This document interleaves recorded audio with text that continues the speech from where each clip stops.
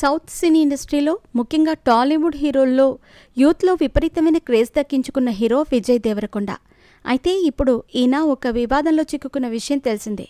ఇటీవల తమిళ నటుడు సూర్య నటించిన రెట్రో మూవీ ప్రీ రిలీజ్ ఈవెంట్లో ఈయన చేసిన వ్యాఖ్యలు పెద్ద దుమారాన్ని రేపాయి.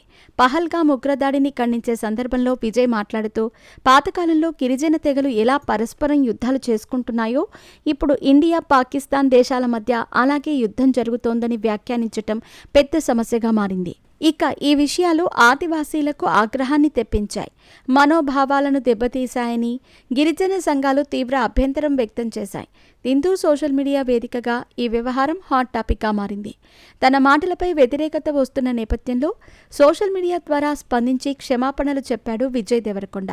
పురాతన కాలాల్లో కొన్ని తెగల మధ్య జరిగిన సంఘర్షణలను ఉద్దేశించి వచ్చిన మాటలని, షెడ్యూల్డులను ఉద్దేశించి తాను మాట్లాడలేదని వివరణ ఇచ్చినా ఆయనపై మాత్రం ఇప్పుడు కేసు నమోదవటం అందరినీ ఆశ్చర్యానికి గురిచేసింది.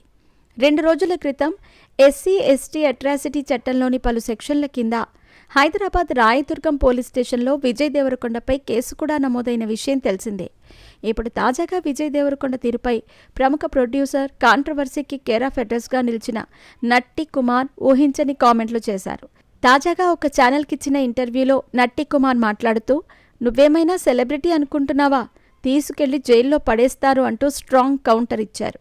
ఇక అసలు విషయం ఏంటో ఇప్పుడు చూద్దాం.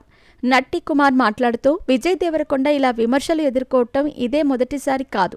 లైగర్ ఈవెంట్లో కూడా నా తల్లి ఎవరో తెలియదు, తండ్రి ఎవరో తెలియదు, ఇక్కడికి ఎంతోమంది వచ్చారు అంటూ మాట్లాడారు. ముఖ్యంగా ఎప్పుడు ఎక్కడ ఎలా మాట్లాడుతున్నామనే స్పృహ ఖచ్చితంగా ఉండాలి. తనకు తాను తెలంగాణకు పెద్ద హీరో అనుకుంటున్నాడు. మనం మాట్లాడేటప్పుడు ఎదుటి వాళ్లను ఇబ్బంది పెట్టకూడదు, ఎదుటి కులాలను మతాలను కించపరచకూడదు అని తెలుసుకోవాలి.